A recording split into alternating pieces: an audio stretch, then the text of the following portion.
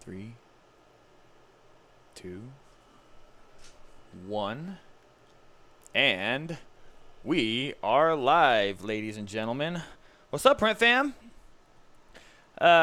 See a handful of you in the chat already. Just wanted to give a quick shout out before we officially start the show.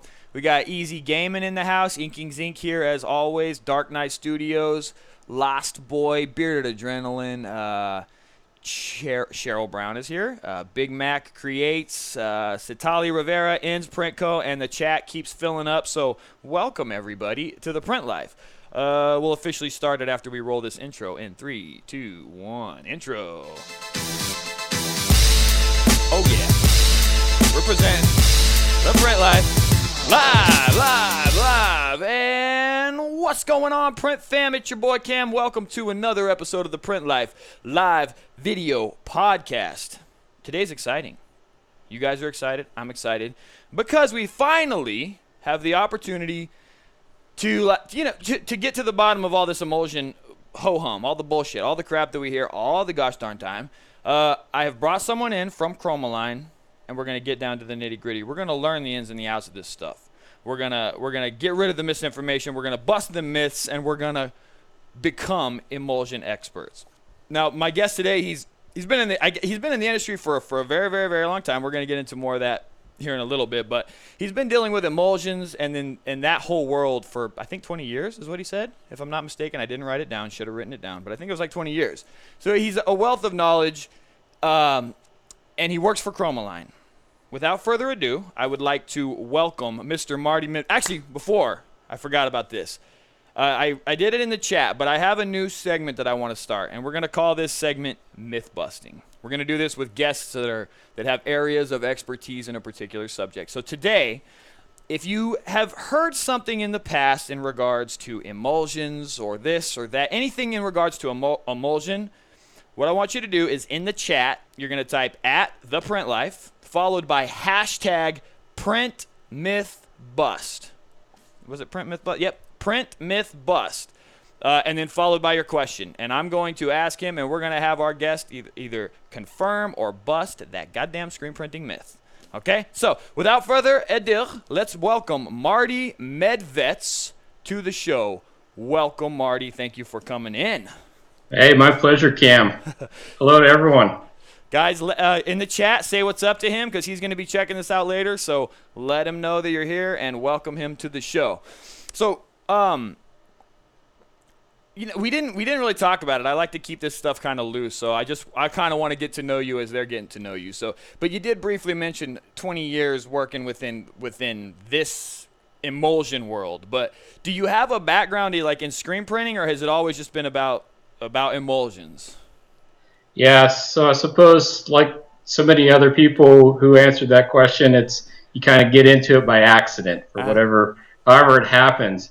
I graduated with a chemistry degree, and a few years later I found myself working at a polymer manufacturing company. It was actually a glue company here in Columbus, Ohio. Oh, wow. Well, as it turns out, they said, well, we want to try to get into the screen printing business. Why don't you go in the lab and make some emulsions?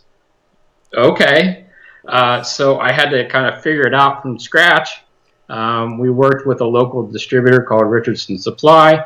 I read everything I could get my hands on, and then I just went to it and started to play in the lab. And I tell you, I coded thousands of screens, Formula 1063 version A, B, and C, and pick the right one. And you just go over iteration until you figure out an entire product line. So it was back in '98 that I went to work for this company. We created a product line, and from there it spun off to I was technically supporting our customers coast to coast, from Canada to Mexico. How I even traveled internationally to help out some customers. In about 2007, Chromaline purchased that brand from Franklin. And I went to work for them as a territory sales rep. So I, carried over that knowledge as a sales as well as a technical support. And about a couple of years ago, they assigned me domestic sales manager. So I'm still here in Columbus, Ohio, but I travel across the U.S. to help out all of our distributors and end users. Well, that's awesome. But I mean, you definitely, as far as the chemistry is concerned, you're the man. Other than who's the owner of Chromaline, or the original? Well, today's president is Bill Euland. Oh, well, who was I was put in contact with this gentleman from Becky, who's like kind of the other dude, but he's also a guru as well, right? What's his name? So John Behar? Yeah. It's either you or him. It's one of you two. You're the people to talk to. Yeah, John Behar, he's our West Coast sales rep. He's been in it a little bit longer than me. I think he started in 1971, the year I was born. Okay. If that ages anybody. But John has been with Nasdar, he's been with Dynamesh, and he's now with Chromaline. Okay. Another one of, we added up between 6 of us, we have about 225 years of experience in the industry. Well, dang, dude, I'm like so excited to have you guys here, dude. I got questions. I can tell already in the chat, people got questions. So we're gonna dive into this thing now. You already actually said this, right? I was listening to it, but you've been with Chromaline since they were really ultimately bought out, or since they were purchased. So Chromaline's been around basically in the industry since the 50s, and I came on board in 2007. Okay. Yeah. So, all right, man. Yeah, I kind of glazed over that. I was listening to you, but I was also reading the chat, so that's kind of the way that this shit goes sometimes. Hey, somebody did mention that the sound was okay. No, sound is good. So just one person complaining about your volume being too loud, but we're good, guys. You all know the routine. If there's something funky with the audio, just let me know, and I'll kind of adjust the levels on the fly. So I guess there's all the specifics that we can get into, but I have my questions written here, and one of the first ones I put in here was just like to actually take a second to talk about like emulsion from a chemistry standpoint. Like what's actually happening with it chemically when the UV light hits the emulsion and that hardening process goes down. What is it exactly that is going on? All right, so let's start. This is a 2-part answer. Okay. And I've answered this over the years, and the best way to answer this is by doing a more graphical representation of what's going on, because to describe it, it's just words. So for the folks who are able to visually see what's going on, I'm going to put up a graphic and try to go over what is going on inside of an emulsion. Okay, guys. So before he starts, if you are listening to the audio on iTunes, it is highly we're going to try to verbally or audibly tell you what's going on visibly, but if you're listening to the audio, it's highly recommended you head on over to YouTube and watch the video, because we got some graphics for you on this one, right? All right, go for it, my man. Go for it. All right, so let me share my screen here. Okay. All right, so what I'm showing here is we have basically 4 types of emulsions. Now, most people think that there's 3, hang on, but we could actually include a 4th. Hang on, for some reason my screen is not showing you. Hang on. Come on, baby. Oh yeah, wait, okay. I have to switch it over as well. So that's what's going on here. All right, there it is. Okay, guys, so remind me in the chat that once we're done with this graphic, I got to switch back to his thing, or you guys know I'll do the whole show with this infographic right here in the middle of it. So, all right, let me go full screen on this. Oh, no, there it is again. Hang on, buddy. This is why at some point in the near future, a producer would be very helpful. All right, there we go. So we're showing them the screen. Let's get into this. Okay, very good. So again, most people are aware that there are 3 different major categories of emulsions. I'm going to break it out into a 4th one for you. But as emulsion manufacturers, we're all kind of playing in the same chemistry. There are primary polymers that we're using, and of course we can pick and choose some variations to make uniqueness within our emulsions.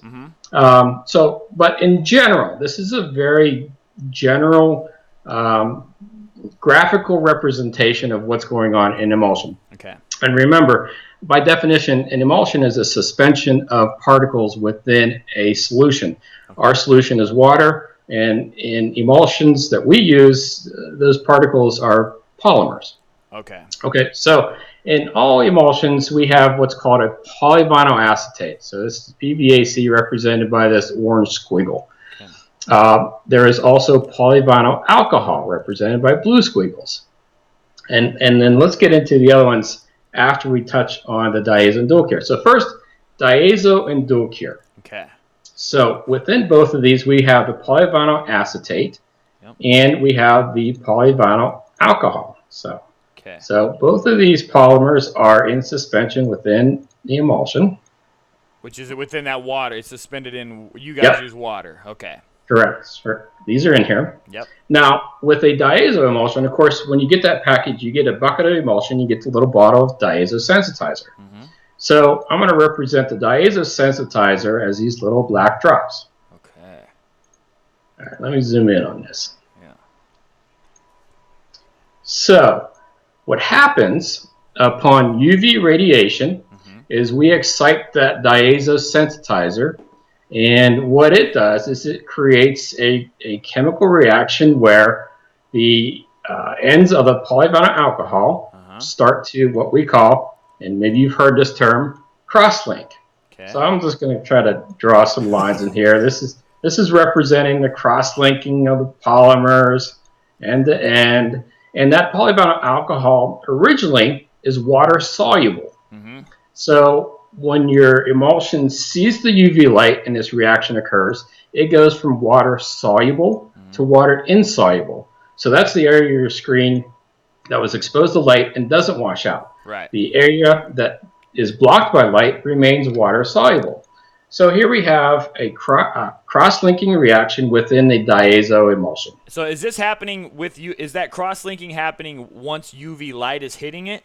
Or is Correct. Okay. So without UV light, they're just standing there suspended next to each other. No cross-linking is happening. Okay. Understood. Right. Okay. So let's move over. And again, simple diazo. Polyvinyl acetate is water resistant. Polyvinyl alcohol is solvent resistant. So a simple diazo emulsion is like a teeter-totter. Which way do you want it? Do you want it more water resistant? Do you want it more solvent resistant? And because our chemicals are limited, we are limited into how much resistance of either of those we have. Does that make sense? Yeah, within regular diazo. Yes. You're limited. Okay. Right? Okay. So let's move out. So dual cure, also same polyvinyl acetate, polyvinyl alcohol. Okay. But in here, we also add a third component, which we just refer to as a UV curable. You can think of it as a clear UV ink that is also blended into the emulsion. Okay. And just like a UV ink, upon UV radiation, it will cure. Gotcha. Now, if we couple that with the diazo, so now we've got two reactions going on. Yeah. We've got the, we've got the UV curable. Cross-linking. I'm going to try to draw this as quickly as I can. It looks great. I'm getting it. Yeah, so he's basically he's visually representing kind of things connecting together is what's happening. Yes. And again, yes. this is what's happening when UV light is hitting the emulsion. So it's cross-linking. Okay. Right. So the UV curable will react and it will cross-link on itself. Okay. At the same time, the diazo is doing the same thing it did with the diazo emulsion. It's cross-linking the polyvinyl alcohol. So we've got that cross-linking going on. Yeah. So you've got two curing mechanisms, hence the name dual cure. Okay. Okay, now, for those who are seeing the graphical representation, we've got twice the number of cross-links. Yep. So it makes sense that dual cures become more resistant to chemicals, and it becomes more mechanically resistant to squeegee beatings. Gotcha. Okay. Yeah, and it's obvious just visually because you can see more links are connecting because of the dual cures. Correct. I gotcha. Correct. Actually makes perfect sense. I'm so glad we did this visual. It helps. It helps so much. All right. This is how it makes sense. Okay. Yeah. So those are the two primary. I do want to just throw a question out to you real quick. So, are there dual cures that have the you called it the reactive? I think it was the reactive polymer, but that you still add the diazo to? So it's basically missing a diazo. It doesn't really work that way. Dual cure is always pre-mixed, right, or pre-sensitized. So the dual cure has the UV photopolymer, the red squiggles that we have in there. Right. And then all users will always add diazo to it. Okay. So see, well, I buy pre-mixed stuff a lot of the times, but that has no reference with dual cure. So let's get to that next. Oh, perfect. Okay. Well. Okay. Jumping ahead, baby. Most people call these SPQ photopolymers, pure photopolymers, one parts. They're all referencing the same type of emulsion. Okay. So in this type of emulsion, we have, again, the polyvinyl acetate. But now this time, the polyvinyl alcohol is special. So us as emulsion manufacturers, we will take that polyvinyl alcohol that was used in the other emulsions, and we will add a sensitizer functionality to that polymer molecule. Okay. So it's not like we blend diazo powder into the emulsion and send it over to you. It's a different chemical. It's stable. Once you add diazo to a diazo and dual cure emulsion, you've got a pot life. You want to use that within 6 to 8 weeks. Okay. Otherwise, the diazo dies. Gotcha. That's not true with the one part. It's the different chemistry allows it to have a shelf life of 2 years. So it'll react the same day one as it will 2 years from now. Okay. So different type of polymer used in the one part, and what we refer to as the SPQ polyvinyl alcohol. Okay. But again, same thing is happening here. We've got the reaction going on where with UV radiation, it excites that functional part of the molecule, and it starts to cross-link. Yeah. So draw these cross-linking here. Visually, in my mind, I'm thinking, but it doesn't have the same strength that you might have with the dual cure because there's not as much cross-linking going on. You nailed it. Yeah. Now, it's very similar to a diazo as far as the cross-linking. So when we think in terms of chemical resistance and durability, it's very similar to a diazo. Gotcha. Dual cure here is still trumping the other two. Okay. With it. Yeah. Oh, I'm loving this so much, dude. Okay. And remember, the SPQ photopolymer is really fast to react. And that's why we get exposure times in the seconds as opposed to minutes versus diazo and dual cure. Okay. Now, okay. Can I jump in there real quick? Yeah. So yeah. I feel like, dude, this is why I'm so glad to just have this information, because I feel like I've been referencing things wrong. So like, one of them that I use right now, not your brand, but it's a T9. That has nothing to do with dual cure. That is a one-part emulsion probably, which is why I'm getting such fast exposures with LED. Or are we going to go into that later? We can. Yep. Yeah, and the T9 is a one-part product. Got it. Okay, understood. Okay. And I think it falls under the fourth category, and somebody might correct me. Okay. But the fourth category is what we call a hybrid photopolymer. All right, here we go. Let me try to zoom in here. So again, we've got the polyvinyl acetate. Now we've got the SPQ like we did in the other one part. But let's steal some of that UV curable polymer that we also put in the dual cure. Okay? So the user will receive this hybrid photopolymer as a ready-to-use, but we have dual curing functionality in it. So these hybrid photopolymers, like the original dual cure, has better cross-linking, it has better solvent and water resistance. So for the folks out there who are getting into the water base and really like a one-part emulsion, you need to make sure it's a hybrid photopolymer so it will resist the water-based things. Got it. Dude, this is beautiful, man. I can't even tell you how much I think all this hybrid. Okay, got it. Okay. So we could take this emulsion one step further and add some diazo to it. Yep. So if you're printing water-based and you do a job that's 3 dozen, this stencil will be fine. But if you're getting up and you're stepping up into the thousands of water-based prints, and when I say water-based, I'm including discharge and high solid acrylics. Okay. If you're getting into the thousands, that stencil probably won't hold up until you add a little additional diazo. There you go. So now we've got a triple cure, if you want to call it that. There you go. Yeah, that's what it is. That's exactly what it is. Yeah. But it also has the 1 part molecule, which is kind of a pre. So is the 1 part more durable than just the diazo by itself?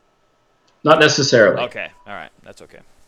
Yeah. Just clarifying stuff. Well, that visual representation is literally, it all makes sense to me now. So if you, again, if you're listening to the audio, you guys, you got to head over here to YouTube. You got to watch this infographic because now I get it. It took that long. It took that long, and now I get it.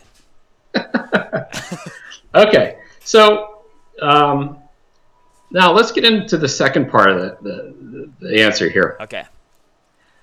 None of this is going to happen if you don't have the light, if you don't have the correct light source. Uh-huh. So let me jump in here with another little graphic. Okay. Okay. So this is wavelengths. And for screen printing, we have to be very careful about choosing the correct wavelength to trigger that reaction within those emulsions. All right. Now, you can't reheat pizza in front of your subwoofer. Right. It's just not the right wavelength. No matter how high the volume is, it's never going to heat up that piece of pizza. Yeah. But if you put it under a microwave, it's perfect. It warms it up. So same thing with emulsions. We can hit it with a lot of light, but if it's not the right light, it'll never create the right reaction and get a good cure. Okay, so within this whole band of wavelengths, what we see as visible light is from 400 to 700 nanometers. Okay. So let's expand that a little bit. So below 400 to 300 is what we call the UVA range. All right. Now, SBQ emulsions, they will absorb in that 300 to 380 range. That's all they see. Everything else, they've got blinders to. If light isn't being provided in that range, an SBQ will never cure. Okay. Diazo emulsion, kind of the same thing. There's a little shift there. 340 to 420 nanometers. Yeah. With a peak at 370. If it doesn't see that light, it's never going to react. Well, I can't remember. What was the human range? The range that human eyes can see? Was it above 400? Yeah, it was basically slightly below 400 to 700. Okay. And at 400, it's blue light. Gotcha. What you see. Okay. So a lot of the bulbs that are out there, if you see a blue cast to them, it's because it's in that nanometer range. Yep. Yep. Gotcha. Okay. So if we were able to control the sun, it would be a perfect exposure unit. Yeah. Trouble is, you can't make screens at night. Right. Yeah, right. But it's got the full gamut of UV with high intensity. Mm-hmm. So if you could control the sun, it would be a great exposure unit. It is. Yeah, it's good. I've done it in the early days many times. Yep. Yep. So let's look at halogen bulbs. A typical halogen bulb, it's bright as shit. Yep. I mean, it'll light up your room, but emulsion can't see it. Yeah. It's not in the right wavelength. And this is why the like halogen bulbs take so long to expose a screen, if at all. Correct. Yeah. It's got a little trickle of the right wavelength, but it's really not hitting the peaks where the emulsion is cured at. Understood. Okay. Yep. Incandescent bulbs, kind of the same thing. You can get really bright, high wattage bulbs, but it doesn't mean it's going to cure the emulsion. Gotcha. Yep. Fluorescent tubes, it's kind of the same story. You can kind of get in there into the right wavelengths, but it's a weak light source. Yep. So you'd have to have a lot of bulbs, a lot of wattage up close to the emulsion. Yep. Okay. Got it. So metal halide has traditionally been the best source because you can install a bulb that specifically hits the SBQ and diazo ranges with a high intensity, correct wavelength light that will cure that emulsion in seconds. Yep. Today, these equipment manufacturers are doing a great job with the LED units. Yeah. Now, again, LED doesn't have a lot of intensity, So they're building the units where the lights are pretty close to the emulsion, but they're choosing LED lights with very specific nanometer wavelengths that are triggering that reaction. I know one of our emulsions, one of our one-part emulsions on an LED unit, people are reporting 3-second burn times. Well, yeah, that's ridiculous. Yeah, it's crazy. Yeah. So just to be clear, the nanometers is the output we need, but just because it's in the right nanometer, there is an intensity requirement, which is the vertical on the graph, which can be very low or very high. So if it has a low intensity output, you got to move those puppies closer, which is what you're seeing with the strips and stuff like that. Correct. Yeah. Okay, understood. Okay. Dang, that was helpful. This is so helpful, dude. Okay. All right. So are we done with the infographics for now? Yeah. Okay. Yeah, I pulled that off. Let me. This is the crappy part. We gotta fix this. Let me go back to you. Boom. Okay. There you are in all your glory, and let me get this main screen. And then if we're gonna do another share, just let me know. We'll have to go back through this. And okay. So Cam, what I want to drive home with all that is you just can't go to Home Depot and grab some bulbs off the shelf and build yourself an exposure unit. Right. You can get it done, but you're gonna struggle. Yeah. I mean, it's gonna take you a half an hour to an hour to get a half-baked stencil. And at the same time, you have to be careful about the environment that you're working in. A dried emulsion coating, you could walk by a window and it could partially cure if it's sensitive enough. Yeah. I've seen racks of screens that people keep in their rooms to dry. Well, there's enough, even with filtered fluorescent lights, there's enough UV radiation that's trickling through those filters. That top screen on that rack will get a surface cure. Yeah. And it just won't wash out the same as everything else in that rack. Okay. Yeah. Yeah. We've experienced some of that in ours as well. We have this little light leak from the shop light that goes into our dark room, and just that alone, like in 2 weeks, we'll have partial exposures. So. Yeah. I just want to thank you, though, real quick for sharing that infographic, because now I feel like I actually understand what is going on in there. And then now, even with the light sources, will we have access? We need to get some kind of access going with those infographics. You got to put them on Chromaline's website or something. No problem. Because those were highly useful. Okay. But thank you so much for sharing that, dude. Now, are there any more questions, you guys? I feel like I almost want to kind of elaborate on this a little bit. So if you have anything you would like him to elaborate with on what we were just talking about, hit me in the chat right now. I get good. Okay, they're missing it. So we're gonna go ahead and move on, and then at the end or in the Q&A portion, we may circle back around to some of that stuff. Okay. Sure. So you guys make sure that you're stacking up your questions. Get all that stuff lined out, because now is the time. There's never been a better time. We're gonna bust all these myths wide open. All right, so the next thing where I really wanted to kind of put some scenarios in place was for someone that's just starting out with their shop, right? You got a new printer. Their plans are mainly to mess with plastisol inks, lots of white jobs, maybe a 1 or 2 color gig here and there, and they have no clue where to start. So, based on your experience, if you were going to advise a new shop, what kind of things would you start them with in terms of emulsions? Maybe even talk about some coating techniques, stencil thicknesses. You brought that up to be a very important topic. And also just like mesh counts and stuff like that for the newbie. Okay. So I would discuss with a new person getting into screen printing 2 options. The first one is the less messy option. Okay. And that's capillary fill.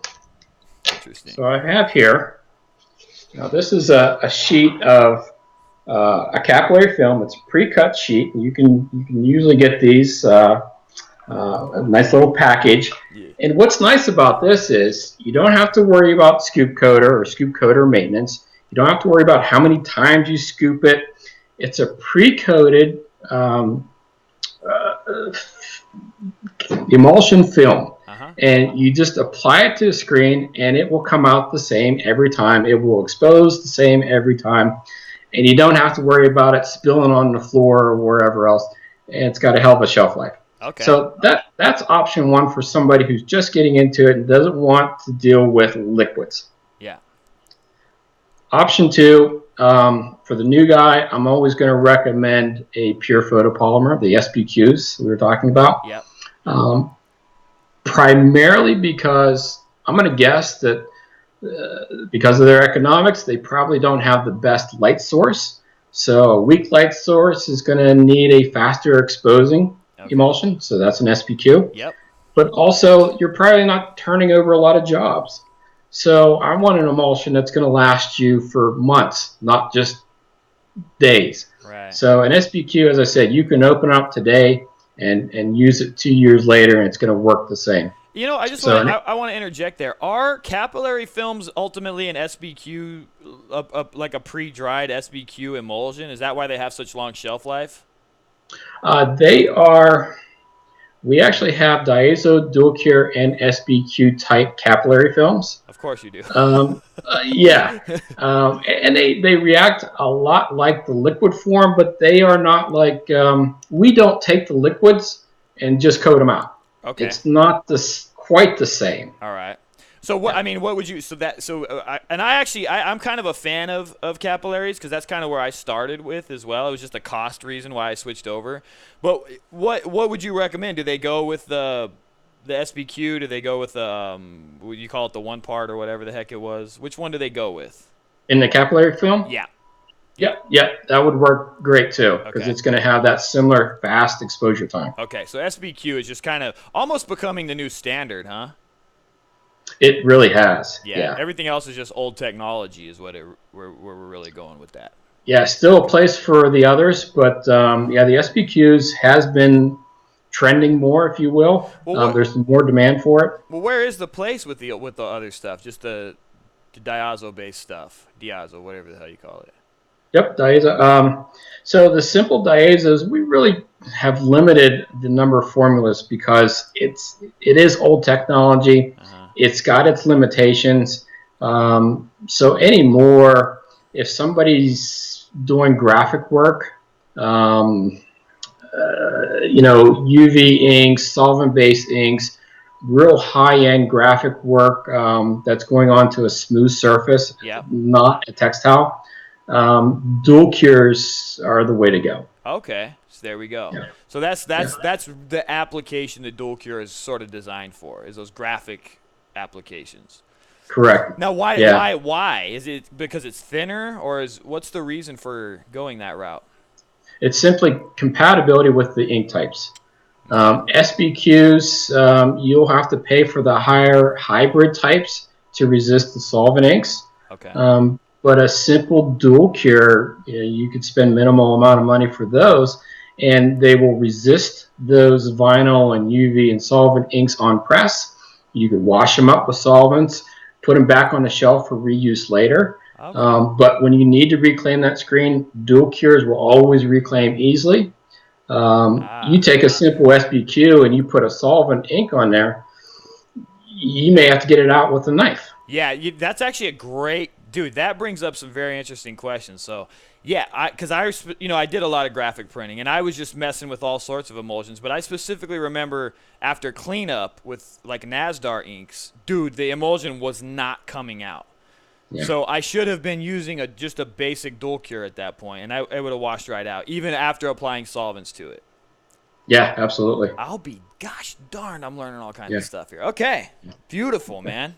All right, thank you for clarifying that. But let's move forward. Sure. Let's move forward with the starty guy. Okay. So I think the next thing was coding correctly. Yep. Okay. In one of your videos, you had a great demonstration of the dual edge coder. Yeah. So you got a thin side, you got a rounded side. Rounded side runs over 110s, 150s, real nice. Sharper edges, typically people are using on the 230s plus mesh counts. Okay. Allows you to control that emulsion deposit. Whatever works for the printer is fine by me. Okay.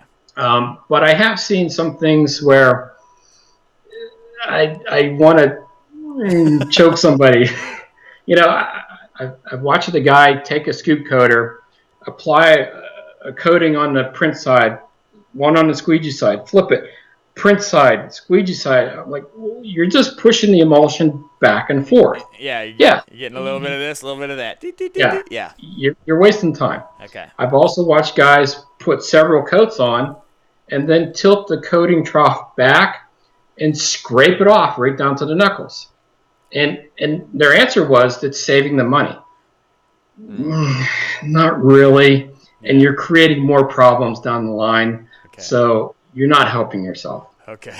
All right. Yeah. So what are we doing? What is the proper industry standard technique? Yeah. So you nailed it in one of your videos. You want to start from the print side. I'll use this screen. So this is the outside, the print side, substrate side, whatever you want to call it. Yeah. So really, you just want to put a primer coat on there just to wet out the mesh. But really, where it counts is from that squeegee side. Okay. And if I put one coat, maybe enough. Okay. But as I put multiple coats, wet on wet, I'm pushing the emulsion through the squeegee side, and it's coming out onto the print side. Okay. Okay. Well, I do. I'm going to jump in. That's what I do. Sometimes I interrupt. Yeah. So, yeah, I had always, it's interesting because I had always just kind of understood that to build up stencil thickness, you do it from the print side, 1, 2, 3. Then you go to the inside or the squeegee side and push it back through. But your mentality is slightly different. You prime the print side and then you build thickness from the inside. You can define it however you like, but starting from the print side, finishing on the squeegee side, that's what's key. Okay, understood. All right. Yeah. Okay. And we're going to go into it a little bit later about specialty stencils and stuff like that, so we'll move on. Yeah. Okay. Okay. All right, dude. Some of the stuff makes me twitchy in my seat because I'm learning things as I go. Yeah. So there's an industry standard that SGIA has put out there, and it's kind of a rule of thumb, really. For textile use, you want your stencil thickness to have 20-25% EOM. EOM stands for emulsion over mesh, and it's simply a ratio of how much emulsion is standing on top of that mesh knuckle versus the rest of that mesh. Well, now if you've got $850 to blow, you can buy one of these. And this is a thickness gauge, and you have a probe, and you have this disc, and you simply sandwich your stencil between the two, and it will take the measurements for you. Ooh, what are one of those running? $500, $1,000? Yeah, like $800. $800, of course they do. Yeah, absolutely. Yeah, so I don't come across too many of them. Now some of our sales guys travel with them to help troubleshoot, but it's not an everyday item for most shops. Okay. But what everyone does have is their finger. Okay. So if you go in and check your screens, if you run your finger across the print side of that screen and you don't feel anything, you don't have enough EOM. So you have to remember that the mesh is really gauging the amount of ink that's deposited. It's probably 3/4 of how much is applied to your shirt. Okay. The stencil is just defining where that ink goes. But if I have too low EOM, the ink is going to seep underneath your image because there's no channel, there's no wall to stop the ink from flowing laterally once it is deposited on your substrate. So we need to have some type of gasket, some type of stop for the ink, and that's the EOM. So if you can run your finger across your stencil and you feel the ridges of your images, that's a good thing. Okay. We want that. So we're talking about after exposure, when you've washed it out, you should be able to fill a ledge, some form of a ledge. Okay. Now we're not talking about filling the mesh on the pre-coat, filling the mesh texture through the emulsion. You'll still do that a lot of the times, right? Yes. Okay. Yeah. Gotcha. Yeah, so you're absolutely right. It's after you develop that image, wash it out, the screen is dry, you should be able to fill that ledge on there. Okay. Beautiful. That's great. Now that okay, but this is for spot color stuff, kind of big spot. Anything. Anything. Okay. Yeah. All right. Now, of course, you can get too thick. If you build too much emulsion, your little halftones may not render, and you may not get ink through, or you may see it, but ink may not be able to go through it. Okay. So there is a balance there, and that's why the rule of thumb comes in that you want that 20-25% EOM. Yeah, I don't want emulsion to be as thick as the mesh itself. Right. Yeah. But so you're at a high. Like a high-level shop that's doing very high-level simulated process stuff. Are they even on like a 305? They're still doing 20-25% EOM? Not necessarily. Okay. Yeah. All right. So when we get into the graphics and the higher-end frequency halftone dots, that standard then drops down to say 10-15% EOM. So it is a very thin stencil. Okay, gotcha. Just wanted to verify that because I knew someone would say something in the chat somewhere or in the comments, and we have to address it. Okay. Yeah, absolutely. And then we've got our stencil thickness. So, and then what do you think for that shop starting out, dude? They can't stock a million different mesh sizes, right? So we're just talking about they're doing a lot of white on dark. They're maybe doing some color stuff. What do you think for mesh selection? Yeah, of course, 110 is kind of the industry standard. Doesn't mean that a 150 with a good open area wouldn't be a better choice. But if you're in that range, I would say 180, perhaps even reaching into the 230s. And once they get a feel for how that mesh changes the ink deposit, how that mesh can hold detail, then you can start expanding from there. Okay. Yeah. That's pretty good, man. I think we got us a nice setup. So all the newbie shops starting out, get yourself some 110s. Yeah, I mean, I always kind of just did like some 110s and some higher mesh count stuff, like some whatever 280s or something. That's a pretty good place to start too, I think. Cool. So we talked about the beginner. I think we got them fairly well covered. Well, actually, we didn't.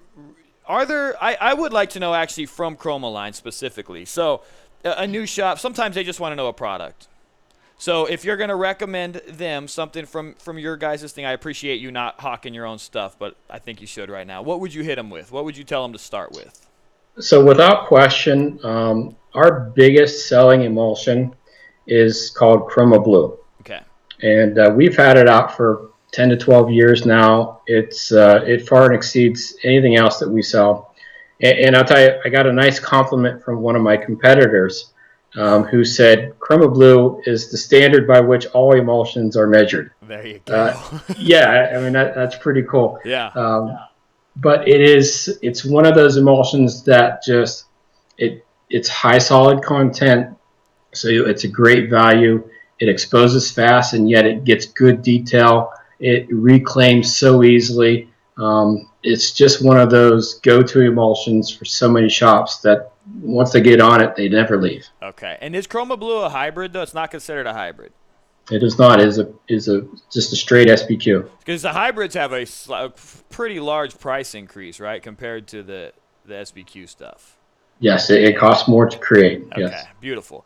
All right, man. Well, yeah, that's good. So we're going to move on. Oh, yeah, actually, that brings up another gosh darn question, which is, I hear about it all the time, and to me it's fairly logical, but I would just like to touch on the solids and the different types of solids and how they can affect thicknesses and stuff like that. Awesome. Yeah, I'll tell you, for years, I've been preaching what solid content can do for the end user. I tell you, I'm always fighting what's my price? That argument. And I have to throw back the question to every printer, what's your cost? Okay, what's the difference, price and cost? Well, a bucket of emulsion has a price. Right. But how much does it cost you to make this screen? And most people can't answer that.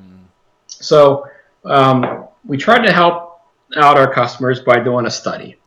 And we wanted to prove out the value in percent solid. So let me back for a second. Okay. So solid content is all the good stuff in emulsion that's left behind after the water evaporates. And that could be polymers, it could be surfactants, it could be plasticizers, it could be this and that. But it is what's left behind when that screen dries. And why that makes a difference is if I'm coating a screen with, I hate to pitch it, but Chroma Blue, 50% solid is a high number. Okay. When you coat that screen, you only need a 1-in-1 coating to achieve that proper EOM for everything else that comes down the line. Okay. Okay. So if I have another product that's, let's say, 36% solids, doesn't sound like a big difference, 36 to 50. Well, now I have to coat that 2 and 2 to achieve the same stencil thickness in the end. Yep. So let's run some numbers. So let's say our product and competitive product are both $60 a gallon. Yeah. Okay. Well, I get to coat mine 1-in-1, and somebody else has to coat theirs 2 and 2. Well, guess what? I'm going to get 60 screens out of mine. Yeah. You're going to get 42 screens out of yours. Oh, wait. Now your cost per screen just went up. So instead of $1 a screen for mine, you're paying $1.43 a screen. Gotcha. Doesn't sound like a big difference, but let's say you do 20 screens a day. You work 200 days a year. You just pocketed $1,700 by using the high solids emulsion. There it is. And you've cut the time you've had to work your hand by half. Dang. So it makes a difference. It does. It absolutely does. Even I mean, we noticed it instantly. We still do the 2 and 2, but it's interesting that you're telling me now with the higher solids, 50% and above on the solid content, right? You can get away with 1-in-1, and you're going to have that 20 to 25. What was it called? OEM. EOM. EOM. EOM. Let's get that. I'll forget that by the end of this thing. But yeah, man. Okay. That is good. Now, I know we're going to bounce all over a little bit, but that raised another question in regards to high solids. When you're trying to do things like tones, like half tones and things like that, does it complicate? Is it more? Is it going to work? Will it work? Absolutely, it will work. Okay. And again, you should be using higher mesh counts to achieve those half tones. You shouldn't be trying to get, you shouldn't be trying to get a 55 line half tone on a 110. Yeah. You had in one of your videos, it was great because you explained the 4.5 factor. Yeah. You should take your frequency times 4.5, and that equals your mesh count you should be using. Yeah. Anything less than that, you're going to struggle to hold or print through those halftones. Yeah. Yeah. So as far as a high solid emulsion, if you're trying to achieve a high frequency halftone, you should be going on a 280, a 325, and by doing that, it's automatically going to restrict the emulsion flow, and you're going to end up with a lower EOM. Oh, really? Okay. Interesting. Yeah. Yeah, I guess from my mind, like I was just kind of thinking of it from like a particle standpoint, and in my mind, the higher solids, I guess, could possibly cause issues with like mesh penetration or something like that, which made me kind of think, well, maybe it's not the best choice for doing halftones, but that's just not the case. I wouldn't say it's that reason to avoid an SPQ for halftones. SPQs just cure fast, so you tend to get more light undercutting, right? And so they're harder to get those halftones out, and so many people just end up shaving 20% of their exposure time to get halftones out of that screen. Okay. It's not necessarily the right thing to do, but it can be done. Okay, well, that is a good thing though, and I think we're going to talk about that because I wanted to also talk about the shop that's moving from like standard shit to more premium print techniques and stuff like that. So maybe we can tackle that right now, but in a second. So we move on. We got the newbie kind of under control, but now the newbie is moving into some higher end printing. He's doing simulated stuff. He's got those jobs coming in. Let's get him started. Same questions as before with mesh selections and the types of emulsions and different applications, but we're talking more specifically about halftones, simulated process stuff, things like that. Okay.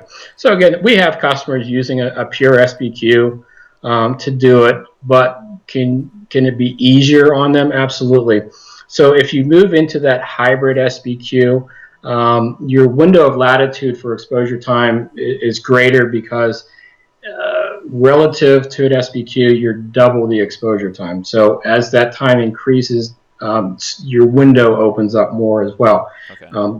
Because of the chemistry, you're able to render higher details. Okay. Take it a step further, and your dual cures, or you add in diazo, again, it slows down that cure. It opens up the exposure latitude window. It resolves better details. So the hybrids, when you add the diazo, it actually slows the cure times. Okay. Absolutely. Now, is there any solid correlation? Like, do the hybrids tend to have high solids? And again, just to reiterate, the solids factor doesn't really matter when it comes to holding halftones. It doesn't. Okay. No. And hybrids tend to be a little bit higher solids, like 50% in most cases? Actually, no. They tend to be, let's just, for the example, I mentioned Chroma Blue, 50% solids, which is kind of at the top. Okay. When you look at hybrids out there, they're generally in the 40 to 45%, so it's a slight decrease in solid content. Okay. The compromise is you gain the chemistry for achieving higher details, for better solvent resistance, water resistance. Beautiful, man. So we're definitely going with a hybrid SBQ, and if you're really trying to control those tones, you're still applying the diazo to it, just to slow those times down a little bit. If you choose to, yes, you certainly can. All right, and adding that also increases the water fastness and stuff as well. Absolutely, yeah. The diazo, adding that another layer of cross-linking, improves the durability altogether. Beautiful. And you mentioned it, but I kind of, sometimes it's just nice to say things twice. So when you're moving into those higher end, good damn it, words. I love it when you can't draw on the words. When you're moving into like the higher end printing and simulated stuff, are we changing our stencil thicknesses? We're taking them back down a little bit lower than the 2025, right? Yeah, and naturally, by the mesh being thinner, having smaller openings, it's going to meter the emulsion flow. So it's going to restrict that flow. So again, it's naturally going to create a thinner stencil for you. Okay. So you're still just ultimately, like with the hybrid, you're still just doing the 1-in-1, and that's covering you pretty good. You certainly could, yes. All right. All right. And I don't know what I wrote here. I wrote screen mesh correlate. I'm not really sure what the hell that means, but I feel like we kind of covered it in relation to the solids, because I guess that's always been my question is if you need to have a lower solids emulsion when you're doing these tones. But you really already answered that. I'm just reemphasizing that it's okay. The 40 to 60% solids is a good place to be. Certainly is. Okay. Yeah. Not to say that you can't get it done with something lower, but again, the end result is, can I fill that ledge on that stencil, and if it takes a 2-in-2 coating, so be it. Okay. As long as you get there. All right. And then this is another opportunity. I confirmed this with our viewers too. They don't mind a little bit of product pitching, because sometimes they just want to know what SKU to go with. So if you're talking about your hybrids, what has just been the most successful one? What is everybody adopting from your guys' company? So we have a product called Chromatech WR. WR obviously standing for water resistant. It's been one of our fastest growing emulsions in the last 4 to 5 years now. Okay. And largely in part because of the water-based printing that people were trying to get back into. Yeah. All right. So that's good, guys. So check out the Chromatech WR. And you know what we'll do is at the end of this thing, I'll get on the thing with him, and we'll put some links to all these products so that you guys have them. We'll put a resource pack together for you. Are you cool with that? You can do that, Marty? Yeah, absolutely. All right, dude. What is your guys' most widely used emulsion for simulated process printing? Is it going to be the WR? I don't know that I can answer that, because our customers are doing all types of print jobs. Yeah. From Joe's Bar to the high-end halftones. So many are just using that one emulsion for everything. They're not necessarily pouring emulsion for, just your base coats or this emulsion for your water, or this emulsion for your halftones. we're trying to get it all done with one product. And I think, honestly, that's the ultimate, that's the goal for the shop, too. You don't want to have a stack coated with this and a stack coated with that. If you were going to have a one-stop shop that covers all your bases, it sounds like the WR is the Chromatech, right? Because it'll cover it. So far, it's done a great job for all of our customers for everything from plastisol to discharge. Yes. And then and again, man, just to pull it back from your guys' brand, but let's just go over the technical specs one more time, because I love to reiterate shit about what the chemistry is behind that hybrid emulsion. Yeah. So the hybrid emulsion is kind of like a ready-to-use dual cure. Okay.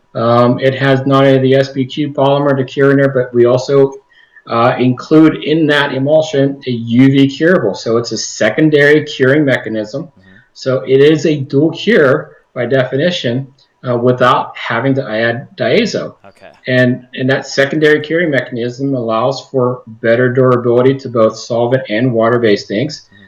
better durability in terms of mechanical resistance. So when you're beating the crap out of that stencil on press for thousands of impressions, it's going to hold up better. And does the diazo add even more strength to it? Exponentially. Okay. Yes, absolutely. Okay. So that is the question: is to add or not to add? It depends on what the end run is going to be. Yeah, and again, if you're just starting out with some water-based stuff and you're doing a few dozen prints, using it without the diazo could be perfectly fine. Okay. If you're getting into big jobs where it's thousands and thousands of prints, you're probably going to want to add that diazo. Okay. And then just to keep in mind, when you add the diazo, it ultimately reduces the shelf life. You got Sasquatch in there? What's going on in there? Yeah, so if you're wanting to, once you add the diazo, you got a timeline on it at that point. And what was the timeline? Yeah, 6 to 8 weeks, absolutely. 8 weeks. Okay, perfect, man. Gosh, I feel like we really just crushed so much information in that very short amount of time. But, and even this next question, I'm asking you, if I'm switching from plastisol to water-based printing, what emulsion is best suited? Well, obviously Chromatech WR from your guys' or any hybrid, high-solid, dual-cure emulsion will cut it. That's where we need to be going. Okay. You got it. Questions there are done, man. We're just running through these things. Now, this is just kind of it's actually a serious question because it's so goddamn annoying, dude. Why are there so many different versions of emulsion, dude? I mean, it's like SKU. And any, especially a new printer, they go into the damn supply house and they're like, I don't know, where do I even start? Yeah. Why? Yeah, it's like, why are there so many different versions of cars out there? Yeah, or cell phones or anything, but specifically with emulsion, because it's obviously like if Chromatech covers it, you got your basic dual cure for your graphic printers. We're done. Let's get rid of everything else. I'm okay with that. But is it just because they're old lines and some shops just want to use them? They just don't want you to get rid of them or whatever? Yeah, we certainly have some legacy products that people have enjoyed the benefits of them for years. They're good sellers for us, and we keep them around. But we are always trying to come out with something new and better, so we keep adding to our lines. Yeah. I think all of us as emulsion manufacturers are guilty of that. Yeah. And then you release it in a blue version, and you got a big user say, I want red. All right. Okay. We'll make it red too. I prefer red. I do. I prefer red. I can see through it easier. That's just what it is. Yeah. Yeah. So that is what it is. You're just trying to appease your client base, right? We are. We have got to get some kind of message board. I guess it's impressions, but we got to get like some kind of new system where when people release the newest, latest, and greatest, we have a place to let them know within my channel. We'll figure something out, man. We got to get something going there. I want to talk about specialty printing, right?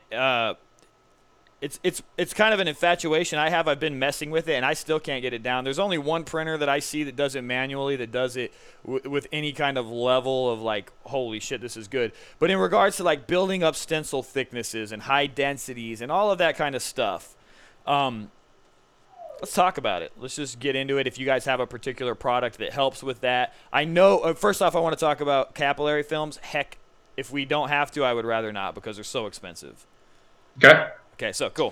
Let's go for it. But you want to focus on high density? I mean, I would like to, if you have some answers to that and to building up stencil thickness, I would like to. But any other kind of specialty techniques that you know of with emulsion, let's just talk about specialty printing in general.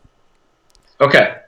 So there's two options for getting a thick stencil for doing your high density inks or gels.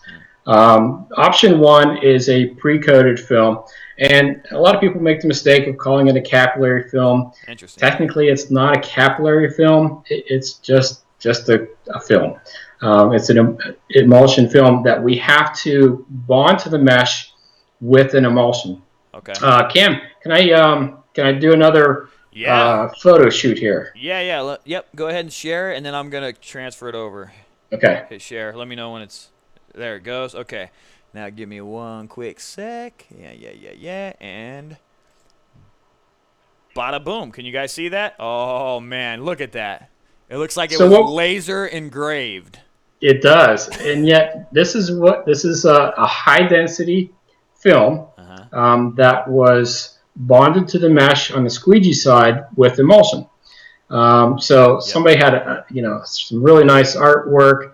I couldn't tell you what mesh count that is. But I believe it is. I don't know. It's either 400 or 700 microns film. Okay. So that's standing on top of the mesh, 400 to 700 microns. You know what? I would like to make some reference here because you called it You remember how we EOM, right? See, I can't do it. Okay, so EOM compared to microns. They don't necessarily fall in the same category at that point. Right. EOM is simply a ratio, represented as a percent, gotcha. Where microns is the actual measurement units. Okay, gotcha. Yeah. All right. So 400 to 700 is kind of like when you're starting to talk about what you would be considered a thick stencil. Yeah. So let's assume this is a 110 mesh, which is typically by itself 100 microns thick. So if this is 400 microns of film, you've got 400% EOM. Okay, we got you. Just to give you numbers. Cool. So this is being a pre-coated film. It's fairly easy for the guys who need to make that stencil, and it's a job here and there. Right.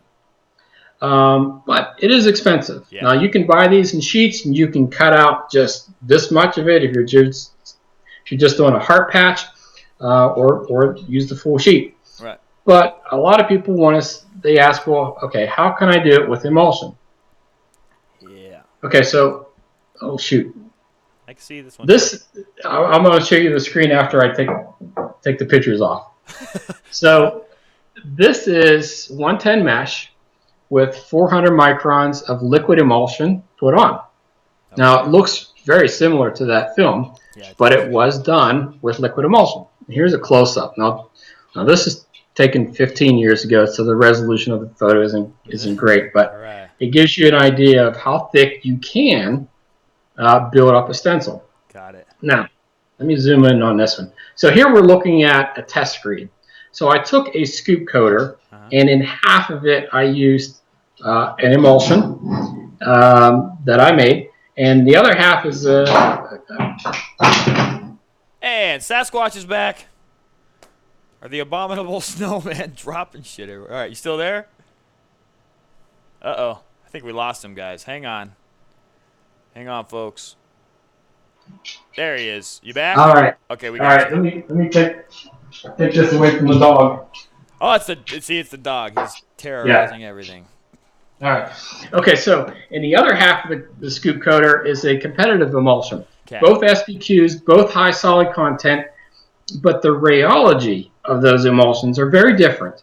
So I coated this screen 2 on the print side and 10 times on the squeegee side. So a 2 and 10 coating, all wet on wet, no stopping in between, no drying in between, all wet coats.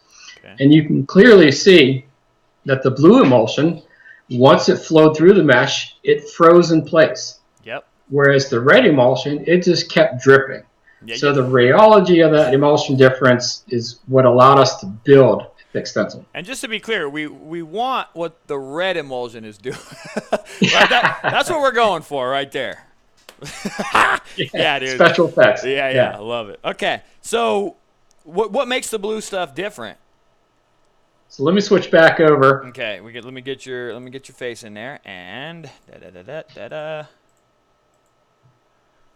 boom, there he is. Okay. Yeah, so that was this screen here. I know it's hard to see. Okay. But I can see some thickness there. Yeah. Now how did you measure that? What that micron is pulling right there? Yeah. So this is 400 EOM. All right. Yeah. Nice, man. And what was that? I mean, that's what we're going to talk about next. What you did there? You did 10 passes on the print side, or no? I'm sorry, on the squeegee side. 2 on the print side. Yep. And 10 on the squeegee side, all wet. Now, a lot of people make the mistake thinking, well, I just put a couple base coats on, dry it, put a face coat, dry it, base coat, dry it. That's what I always thought. You're never going to build this thick of a stencil putting wet on dry coatings, because the coater itself is just going to rub that surface. Right. You're not depositing more emulsion. You're just smoothing it out. You may add a couple microns, but you're not adding 10s and 50s of microns on. Okay. So wet on wet is how you build. Okay. The second trick to this is you get this, of course, in the correct position, print side down, and you put a fan on it, and you get it in a dry environment. So when I had my lab, I basically had a closet for a couple racks of screens. And all I had in there was a box fan and a dehumidifier. And I could keep that little room at 80 degrees with 20% humidity. Yeah. So I could dry a typical 110 screen in half an hour, and it was bone dry. But to achieve this, you've got to have air movement so it freezes, it skins over that emulsion, locks it in place, and then you're going to need at least 24 hours for it to dry all the way through. But would you literally blast the fan up on it? Because you're just trying to create that surface dry to hold it in place. I want air flowing under it, I want air flowing over it, and I want it to be dry air. Okay. Now, dude, those are great tips, because I have, honestly, what I was doing differently, absolutely wrong, was I was doing the 1-in-1, letting it dry, but then I was coating the print side over and over and over and over. That's absolutely 100% wrong. Now, what if you're trying to get 700 microns? Can you do like a 20 coat from the squeegee side? Would you get there? There are limits. Okay. So I know that once I got to about 450 microns of dry emulsion, I couldn't go more. It just, the weight of that emulsion just won't stay on. Now, at that point, if you're trying to get to 700, can you do a secondary coat after dry, and do over and over and over? You're not going to build. You're not going to build. It'll take you a decade to get there. Okay, good to know. Yeah. One thing I experimented with, and this was just some weird stuff, I would do a 1-in-1, I would let it dry, and I shit you not, I built up a dam around the print side.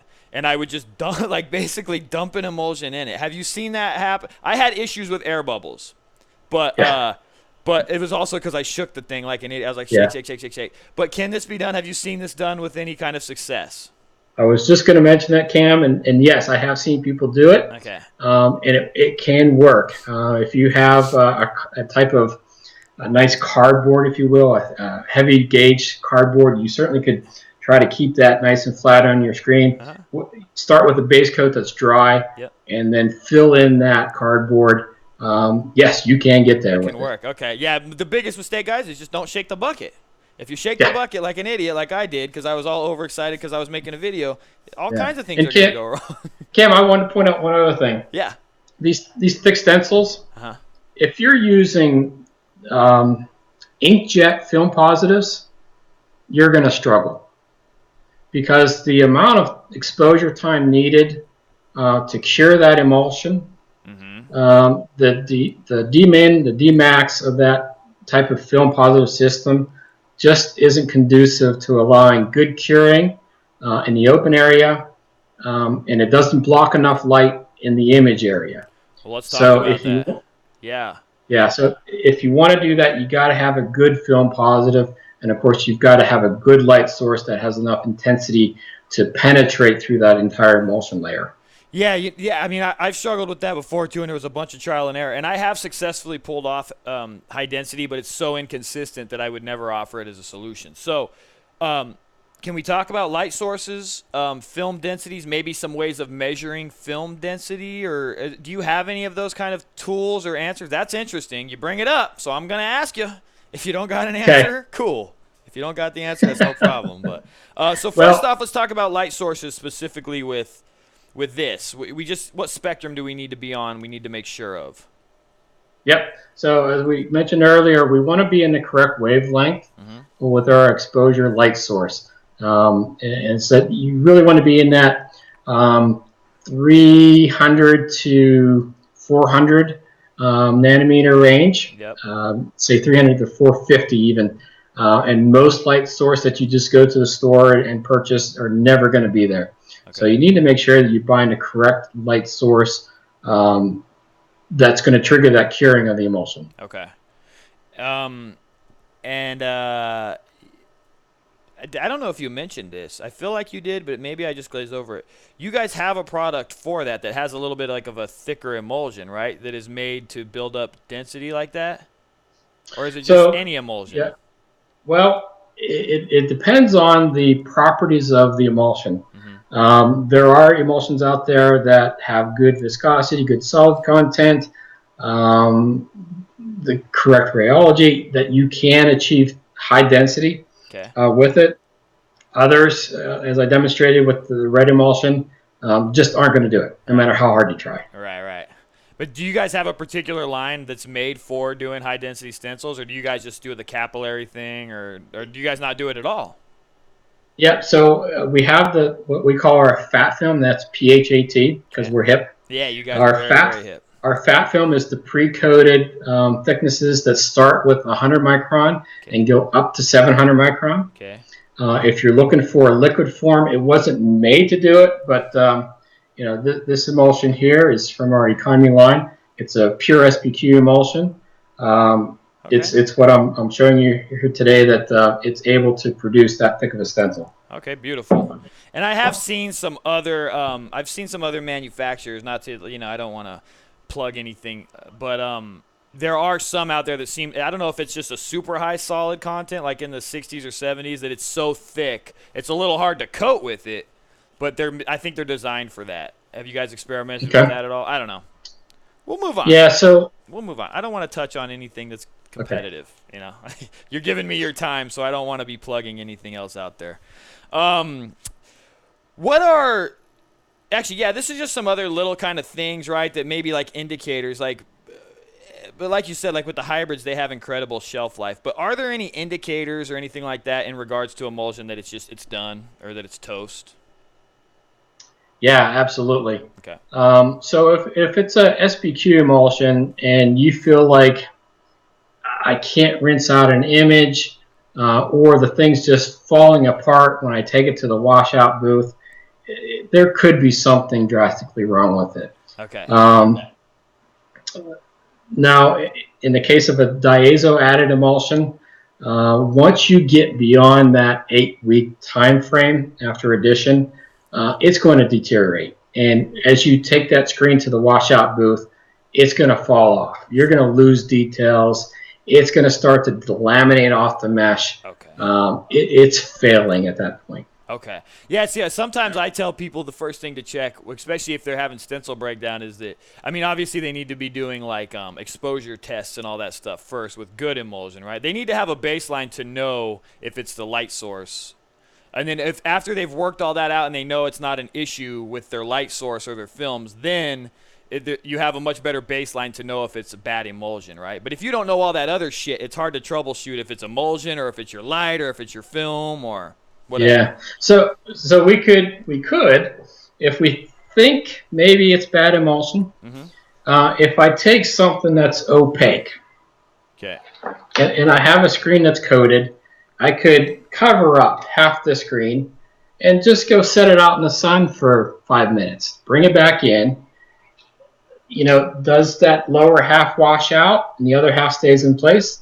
maybe it's your exposure unit then. There we go. That's a really good. If nothing comes out, then it probably is emulsion related. And like you said, the sun is a great gauge because it is such a high output of UV, especially in the required spectrum. It's just the best way to just test it if you're not sure if it's a mechanical issue or something like that. Yeah. It's a good tip, guys. Hopefully you're listening. Hopefully you're all still tuned in. You didn't bounce out on us. Beautiful, dude. Now, what are some trouble? Well, I mean, you kind of already covered this stuff, but let's just go over it again. That really was a troubleshooting tactic right there. But let's just do one more time. Some trouble. Let me read. What are some troubleshooting tactics for premature breakdown? What are some tactics for stencils that won't wash out? So this is going to go beyond just the emulsion itself, right? But let's give it your best shot. All right. So screens that won't wash out. Yeah. So there's a number of reasons that it could be occurring. One, it could be your light source. It could be dead. You know, so many people have the same bulb in there that they acquired it from somebody 5 years ago who had it for 10 years. And it's just dead. It may put off light, but again, it's not putting off the correct wavelength anymore. You have to just replace your light. Again, we could use the sun to verify if the emulsion's curing or not. Yeah. That's a good tip. If the emulsion's not washing out, it could be your film positive. Again, if you don't have good density in your film positive, but you have a really good light source, you may be burning through that image and curing the emulsion behind it. Okay. So one of the things I would recommend is, you know, it's a 25-cent test. You take a quarter and you put it on your screen. Nothing's going to penetrate through that quarter. So expose a quarter into your screen, and does that wash out? Okay. If it washes out cleanly, you know you're curing the emulsion around it, but your film positives aren't blocking the light. Oh, there you go. Yeah. Okay. That's a beautiful tip. Why didn't I ever think to tell somebody that? God, I wish I would have put that in my videos. It's so obvious. Beautiful, man. All right, guys. Now we're gonna fire off. We're gonna move into the myth busting portion. This is a new segment of the show. I'm gonna try to wrap this up because we've been going for way over an hour now. I appreciate all your time. But while we're gonna kind of run down the myth busting thing, if you guys have any other questions, start submitting them right now. You know how to do it. At The Print Life, followed by your questions. In the meantime, we're going to start the myth-busting segment of this thing. This is a new show. It may suck. This may completely fail miserably, and we'll never do it again, but we're experimenting with you. All right, dude. So, first myth-bust question. This is, I saw it here a second ago, and I can't find it. Okay, this is from Dark Knight Studios. Hashtag print myth bust. The different colors of emulsion, do they affect cure times versus the chemical makeup of them? Absolutely. Okay. But it's not major.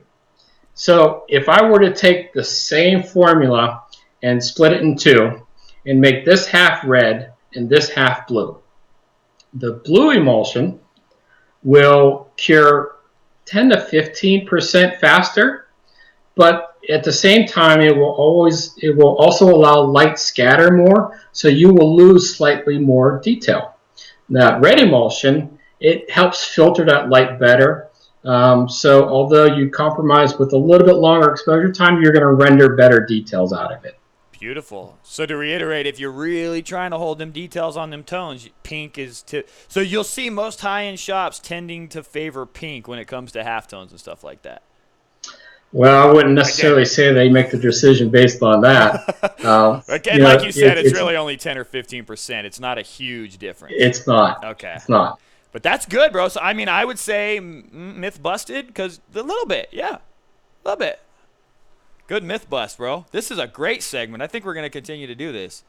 I don't know if everyone will have as much insight as you do on a particular area, so we may not be able to play this game all the time. But it's fun while we can. All right, moving on. Do we have any more, guys? Is that all you could come up with? I'm disappointed. Hey, I'll throw one out there to you, Cam. Okay, go for it. I hear this all the time. People say, "Hey, that emulsion's really thick and heavy, high viscosity, so it's got high solids." Yeah. Nope. There is no correlation whatsoever between the viscosity of an emulsion to the solid content of emulsion, because I can make you different combinations, and you'd feel like, oh man, that's got a lot of solids, and it's like extra heavy, but it's 80% water. So so then, I mean, right, like to me, logically, you would just think high solids will tend to be thicker. That's just, to me, that makes logical sense. That is absolutely not the case. What will make a thicker emulsion? And does the thicker emulsion, I mean, obviously it's going to have less flow, so that still has the potential to build up a thicker stencil, but it has nothing to do with the solids in it, right? Does not, no. Yeah, so interesting. Again, it's just chemical makeup. It's the selection of the polymers that we choose in formulation that can adjust that viscosity. Okay. Why would a manufacturer choose to go like a thinner viscosity or a heavier viscosity? Yeah, great question. I can tell you in the graphics world, some of these shops are buying into the computer to screen systems where as the head scans across with the LED light, it's actually curing the stencil. You know, there's no film positive. They have very shallow penetration, and I generalize that. Okay. So the stencils have to be really controlled. So we don't want a 50% solid emulsion. We want a 35% solid emulsion. And we can further control that with a higher viscosity. So we're able to apply multiple coats and still achieve a very thin stencil for that application. Interesting. So there are circumstances, particularly with this new technology, which is computer to screen, where you are going to first off change your emulsions for just to achieve the final product that you're looking for. And it does come down. So are manufacturers like yourself making specific emulsions for this new technology that's coming out? Absolutely. Yeah, we have to not only be able to control that stencil thickness, but we're also trying to match up those wavelengths. You know, again, it comes back to that chemistry and matching up with the wavelengths to cure correctly. So we're trying to optimize those results. See, I actually had no idea because I have no experience with it. I didn't know that they required special emulsion applications and stuff like that. Yeah. So now, of course, I'm referring to these what's really called direct to screens. Yeah, direct to screen. Like M&R has one, and no. So you may be thinking of like the iMage, which is a computer to screen system which deposits a film mask. Yeah. That's what I am talking about. Okay, so I was referring to, there are companies like CST, Signtronic, Grunig. The head is actually a laser or LED light source that will cure the emulsion as it passes. There is no intermediate film mask. Yeah, I saw that at ISS in 2017. It's that thing that's swinging back and forth. Dude, yeah, it move fast. Is that thing going to work? Is that like the future? I thought it was kind of a gimmick. I was like, there's no way that this would work, especially for halftones and shit like that. Yeah, just like any new technology, it comes at a cost right now. And if you've got $400,000, you can certainly buy into it. Yeah. But they'll improve it. They'll reduce the size of it. The cost will come down. It's pretty cool technology as they continue to improve it. That is the future, right? Because now you're not dealing with clogged heads and shit that come from like the current systems.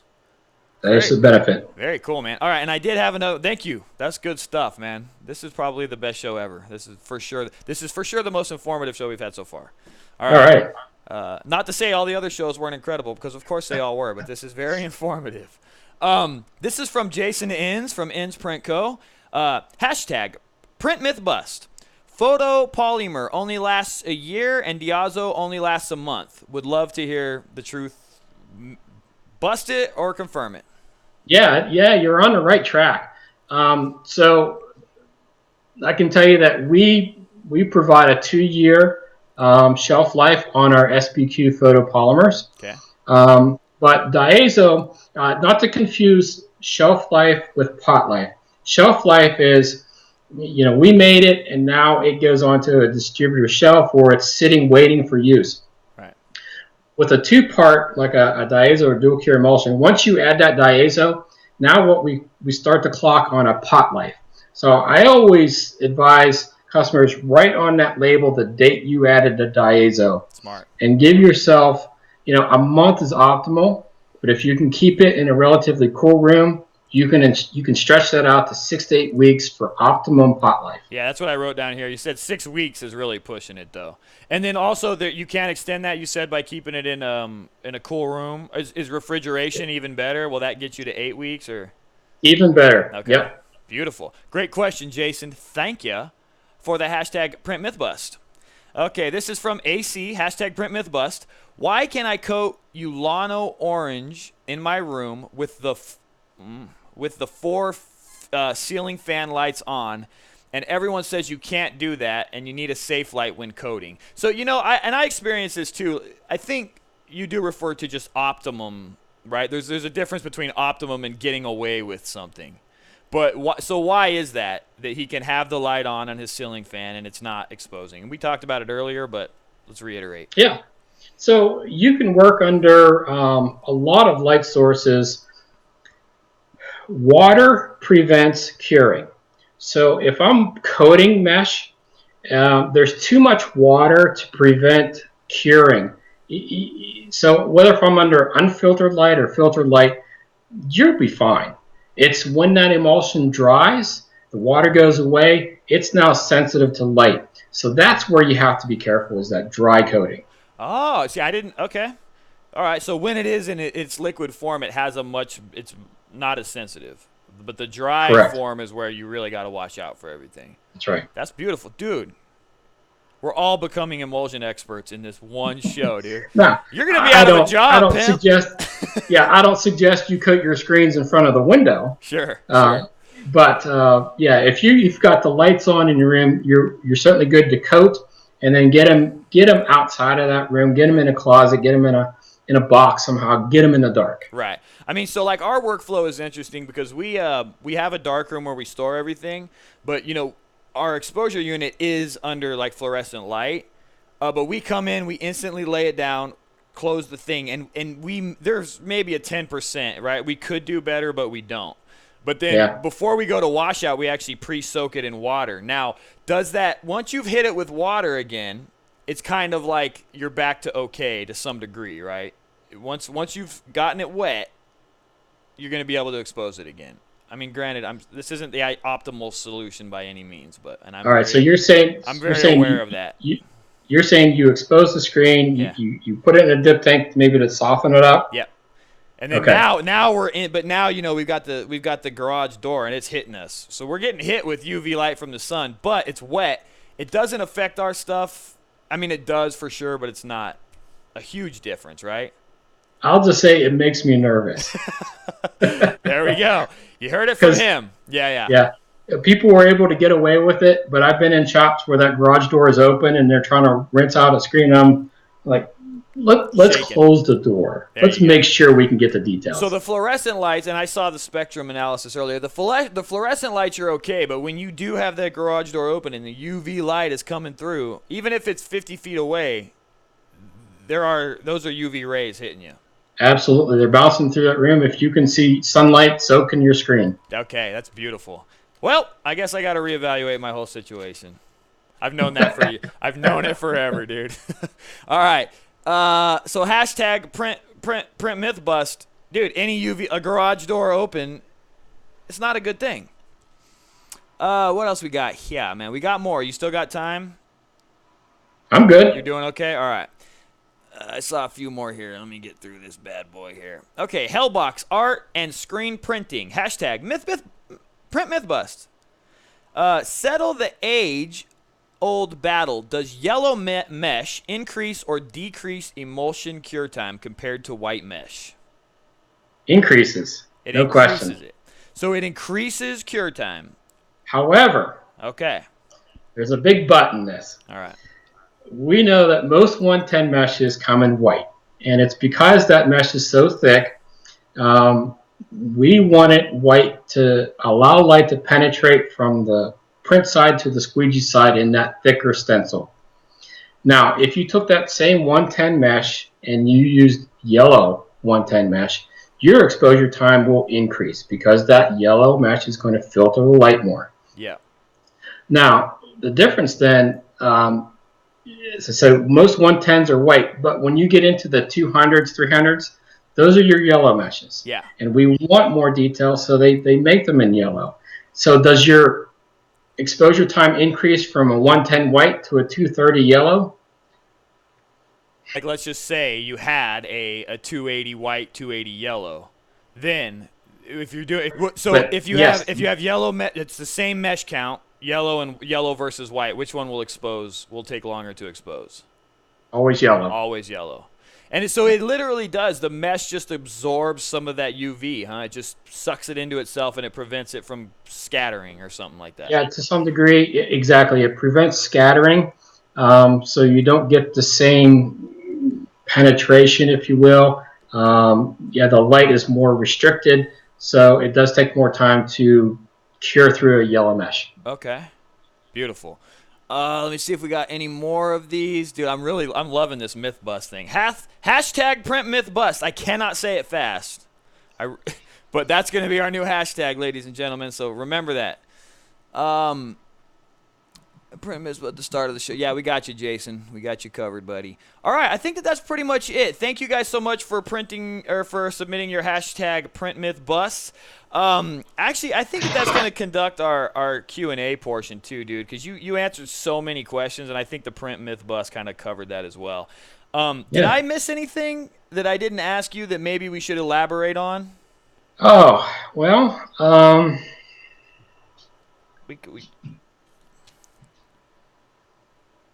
I feel like we got it all. I mean, people know about shelf lives. Well, you know what? Maybe just real quick about storage.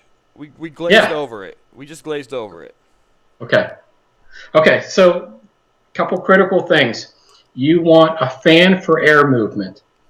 You want a dehumidifier to take the moisture out of the screens. Okay. But at the same time, you want an enclosed environment for those screens to dry in. I can't just put a little dehumidifier in a 1,000 square foot room and expect it to do its job. Right.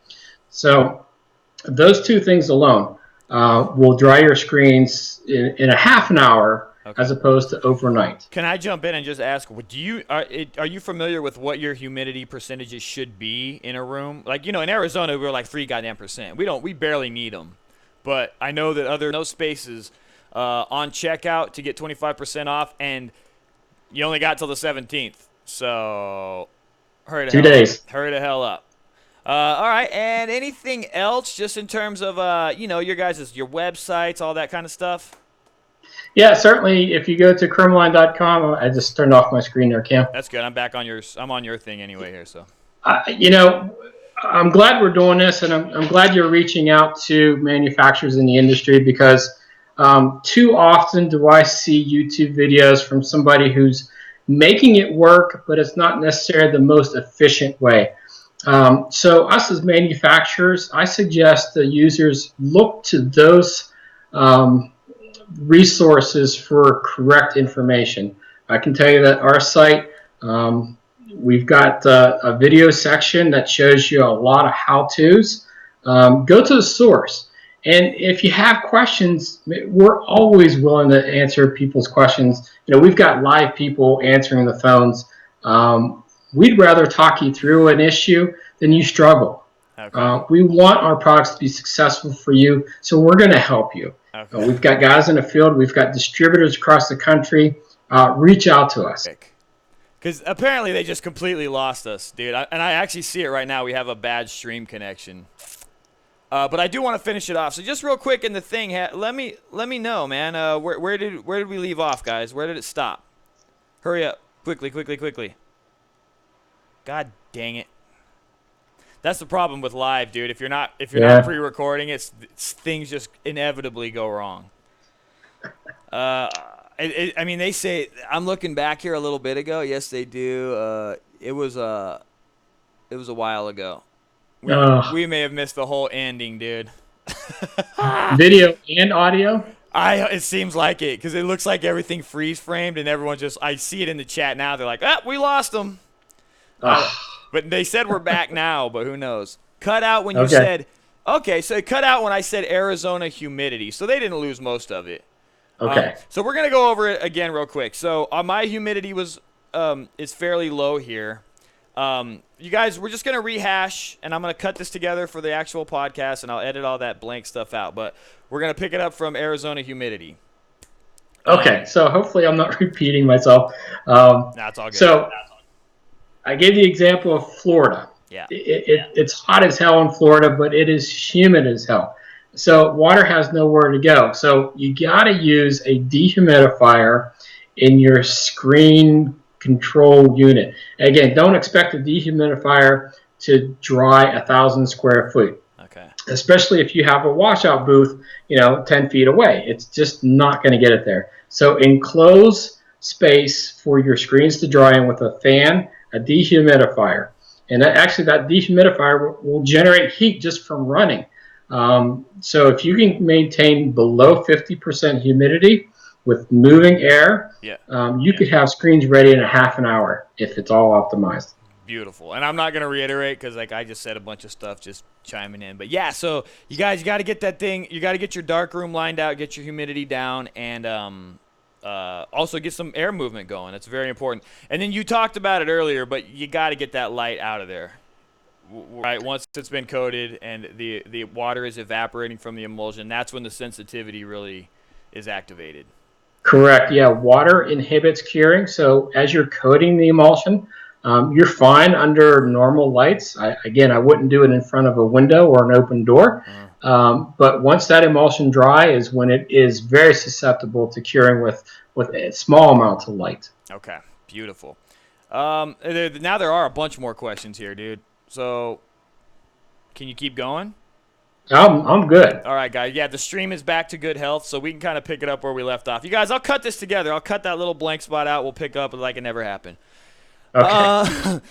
So, Enz has some more questions. So, yellow or red film positives? This isn't. So, what do you I've seen this bouncing around. Like, I remember starting with Rubelith, which was red, right? And you would cut it out by hand. Yeah. But, like, what... Are there people still doing, like, printing out red positives as opposed to dense black? Are you seeing anything like that? And he's asking about yellow versus red film positives. Question mark, exclamation point. Boy, I don't remember the last time I saw a Rubelith type of film mask. Yeah. But they function. Yeah. And again, it goes to show you that if it filters the light correctly, you could read the newspaper through those films, but they filter out the right wavelength that cures emulsion. If you can find a material, it works. Do you see anybody printing instead of using black? Have you seen anyone using like a red dye to create films on? Have you seen that? I've never seen it. I'm interested why he's even bringing this up. I have not. And the reason you can't just say I'm going to use a yellow or red ink is they're not filters. They don't have a UV filter in them. They're just color. Okay.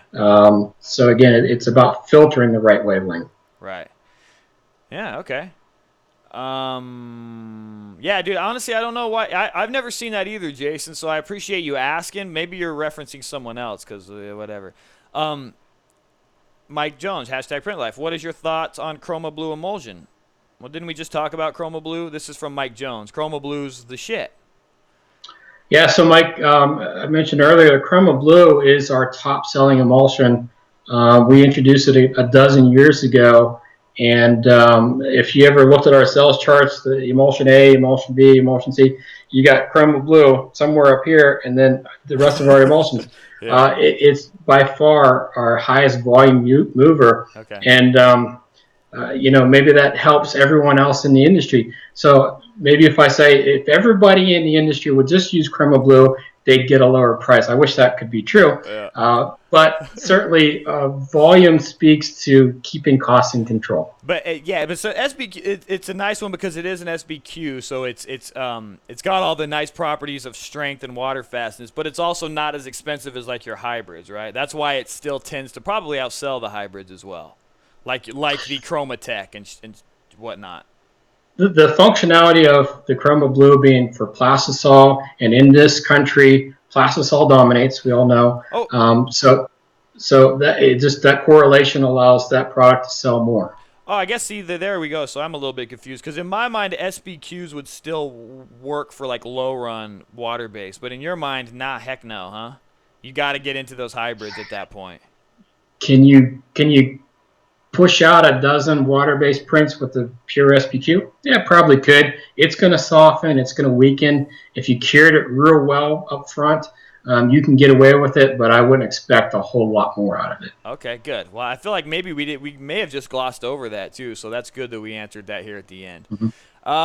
See if we got anything else, and then we're going to have to go back over all of your codes and shit like that too, because all that stuff got cut right out of there. Let's see. Quick, get them. Yeah, guys, I'm sorry I didn't notice it. My live streaming software doesn't tell me. There's not like a big red light that flashes on and off when the stream has cut. There's no way for us to know. The only way we know is you guys in the chat. We already talked about red and yellow exposure times. I don't know what this means. Can you repeat the promo codes? Yes, we're going to, guys. Not Rubalith. Catspit did it with some success recently. Okay. So, all right. So Jason's saying that he saw on Catspit's, you know, he's a longtime OG in the print video game. He tried printing out some red ink, and it worked. So, yeah, that's the only place I've ever heard of it. I didn't even see that video, and that's probably the first time you've heard of it as well, huh? Yeah, I mean, screen printers, they find ways. Yeah. And if you can get it done, more power to you. But is there a better way? Perhaps. Okay. And I think we're going to wrap the questions up with this one because, you know, you'll see this a lot. You'll see, like, kind of similar questions, but they are slightly different. So this is from Artie Samja. Specific emulsions for Plasticharge. So it's not Plastisol, it's not water-based, it's Plasticharge. Can they get away with SBQ in that, or do they still need to probably be stepping up to them hybrids just to handle the whole thing? I would need to look at the data sheet or the SDS to tell you for sure, because what's critical about any ink is what's in there. Is there solvents in there? Because if there are, and they're high volatile solvents, then we need to move to a hybrid or a dual cure emulsion to resist it. All right, let's do this real quick. Okay, that answers your question, but let's just do another reiteration. Let's talk best emulsion from Chromaline, and then we'll also talk whether it's SBQ, hybrid, or dual cure for Plastisol, and then we're going to do water-based, and we just need to know those two, really, right? And then let's also talk about graphic solvent inks like Nasdar and shit like that. So, okay. So starting with Plastisol, best emulsion for it. I tell you what, okay, I'm allowed to plug here, right? Yeah, yes, please. Okay. So about 5 years ago, we came out with a phenomenal formula, and it's called Chromaline. That's Lime. Now, for obvious reasons, it's a beautiful green color. It looks good. But it goes beyond the standard SBQs that are out there. Not only is it very easy to register through when you put it on press, it's kind of a neutral color. And yet there's enough contrast where you can see your image as you're developing it. But one of the huge features of it, we were talking about moisture in the air, it's very humidity resistant. So if I'm working with inkjet film positives, inkjet film, it wants to absorb moisture. Yeah. So if you guys out there are struggling with your film sticking to your emulsion, especially come July, and you're ruining your films, boy, I've got a great video on our site that demonstrates the difference this makes in allowing that inkjet film to just slide right off this emulsion, whereas other emulsions, you're ruining your films. Beautiful. Okay. So that's your recommendation for Plastisol printers. Plastisol, this is a phenomenal product. The color prevents light dispersion, so you get great detail. Okay. And I know that there's some other fruity emulsions out there, but I will tell you that I've put lacquer thinner, mineral spirits, you name it on here, and this thing still reclaims like a champ. And is that a dual cure or is it an SBQ? This is a straight SBQ. This is an SBQ. Okay. Yeah. That's beautiful. So that's your guys' lineup, and really the properties of it are just your basic SBQ properties, and if you're not sure what that is, go to the beginning of the video. He gives you a full explanation of it. Okay. That's pretty cool. I didn't really know that was even out there. So that's your recommendation for Plastisol printers. Let's talk about water-based. What you think? I'm sorry, you cut out there for a second. Did I cut? Okay, so that was your recommendation for plastisol screen printers. What's your recommendation for water-based emulsions? Yeah, so I could take this a couple of ways. We have emulsions in all categories, from diazo, dual cure to the hybrids that resist water. Once you go beyond the printing of that stencil, now what's critical to you? Do you want it to reclaim easy? Did you want it to expose fast or slow, or does it matter to you? So based on the rest of your shop, if you're pumping out 1,000 screens a day, we're going to lean you towards a faster curing emulsion. Okay. If you're only doing 5 screens a day, so what if it takes you 2 minutes to cure the screen? I could get you a $40 a gallon emulsion that works great with water-based inks. So let's talk about the slow curing one first. Okay, so that's the diazo. It's a simple diazo. It's water resistant. It's an inexpensive, but it's a high value product. Okay. If you're okay with the exposure times, what you have to be careful of on the back end is the reclaim. It's because it doesn't have a good protective package in there, it's harder to reclaim. Okay. So that's the diazo. Right, okay. And that's true for any manufacturer. A simple diazo is always going to be harder to reclaim. So if you step up to a dual cure, it will resist all ink types. You can use it for plastisol, water, solvent. So if you're doing some discharge prints here, but you've got some signs you're making, some political signs with vinyl inks, I want one emulsion for everything, I'm going with the dual cure. Going with the dual cure. Okay, perfect. Yeah. Hey guys, are we still there? Because my stream status is showing that we're a little funky here. Are we holding up? Okay, let me know in the chat. Okay, and moving on. So that's kind of the dual thing for a longer exposure time. But now, what if you're still printing water based, but you need something fast? Okay, so if somebody's sometimes printing water, like we see so many shops are 80 to 90% plastisol, and the rest is water-based, and those jobs come around sometimes. Well, as I mentioned earlier, our Chromatech WR is good for everything. It's fast to cure, great shelf life on it, and it will reclaim very easily, just like the dual cure I mentioned. Beautiful. Cool. And then finally, I mean, that's really it. Water-based discharge. Well, no, and you mentioned it earlier, but if you're a graphic printer, you're using NASDAR, a lot of heavy solvent inks and stuff like that, but you want to reclaim, you're just doing a dual cure, right? Just a basic dual Absolutely. Cure. Yeah. And we have the whole gamut from, a low-cost, low technical dual cure to a very high-end, high-resolution. And again, if you call any manufacturer and you tell them exactly what you're trying to achieve, they can direct you towards, hey, this is well suited for what you're trying to do. Beautiful. What are like the high level graphic flatbed printers who are doing like cool stencils with multicolor simulated kind of stuff? What are they typically going with in your guys' lineup on a if some of those printers aren't using capillary film, which a lot of them are, really? Some of them have gotten into autocoder, so they can create that stencil thickness repetitively, so that their processed inks are deposited consistently. Yeah. We've got a high-end dual cure called UDC ACE. UDC stands for Universal Dual Cure. ACE stands for Automatic Coating Emulsion. Okay. Coats beautifully, high resolution. We've actually printed some electronics with that emulsion, finer than a human hair. Do they have really long exposure times and all kinds of other things just to give you? I mean, relative to an SPQ, yes, it's 3 to 4 times the exposure time. But if you're doing high-end halftones, you're already on a high mesh count. A 380, a 420. So your exposure times are going to be small and short anyways. Okay. And then one more thing, because you mentioned capillary films. Is that just the reality of films, is when it comes to really controlling the stencil, is that the best solution for very tight control? Not necessarily the best solution for just maintaining consistency. If you get an autocoder that will help you maintain consistency with the same emulsion. But if you don't have that, a capillary is the way to go. Capillary is, yes, if you don't have the autocoater. And then the added advantage of the capillary film, if you're printing onto a flat substrate, we need to control that RZ, and that's the surface roughness. Again, if your stencil has this undulation about it, and you wash out a halftone, we don't want the ink seeping underneath.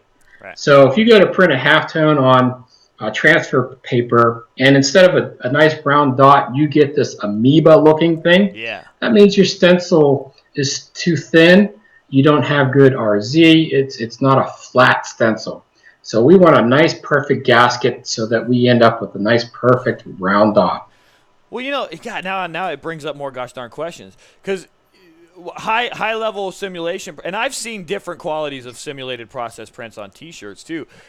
Do a lot of the higher end people, are they using capillaries to print halftones on T-shirts, or because T-shirts are already so inconsistent, it wouldn't matter? Yeah, the texture of a shirt itself, even if you put down a base coat, the texture is still too rough for you to realize the benefits of a capillary film. Okay, beautiful. Good to go, man. All right, guys. Other than here, did everyone just what? I don't know. Sometimes, Mr. Ends, man, sometimes your shit is so out of I can never understand your things when you're out of context here. So, you guys, he had some stuff to share, and it all got screwed up. So we're gonna give you this. This is the opportunity to replug all of your stuff. He's gonna share some really cool shit with you guys. So I'm gonna share your screen here. Go ahead and share whatever you got there, Martin, Okay. and just plug away. Plug. Sell Chromaline. All right. So thanks that? for everyone who hung out with us today. Yeah. Enjoyed talking. I can't believe it's been almost 2 hours, but it goes fast, for everyone right? who hung out with us today, Chromaline, if you go onto our site, we have a shop.chromaline.com. We are providing a 25% off all consumable items plus free shipping. If you enter in the discount code, the print life, no spaces, upon checkout. And this is only good till today's Wednesday. It's only good through Friday of this week. So it's May 17th, 2019. Beautiful. All right, guys, and just to reiterate, go to chromaline.com, 25% off, plus free shipping, but you only got a couple days. You get the 17th, so get in there and start ordering your Chromaline stuff. Maybe check out some of that Chromatech WR. Check out the other one, whatever, I can't remember. There's so many of them. What was the other one, dude? The lime. Lime. There you go. Yes. That's the other stuff, guys. So check that out. You only got a couple days to get that 25% off, so get in there and get set up. And then just plug all of your guys' your sites, your social media, your Instagram, anything that you want to promote. Yeah, so we have our Instagram page, which is maintained by our Midwest sales guy, Kevin Kauff. He has Emulsion Guru, so it's Instagram.com/Emulsion Guru. He's got some really cool photos being out in the field and seeing some of these creative guys printing out there, stencils and final prints, and just where we're at in the industry. If we're at a show, Kevin does a lot of interactive training sessions at his distributors, at open houses. So we're all over the place. We're helping customers wherever we can. So sign up for that Emulsion Guru. There's some pretty slick stuff you'll see on there. All right, awesome. And of course, visit chromaline.com, right? Can they buy you? You have an actual store there now. You're shipping direct to customers now. We do. It is available to our customers. But of course, we have distributors in almost every state in this country. So you look up on our site, where can I buy? And pull up your state, and you may find 1 to half dozen distributors in your state that carry our products. Call them up. You'll get it tomorrow. All right.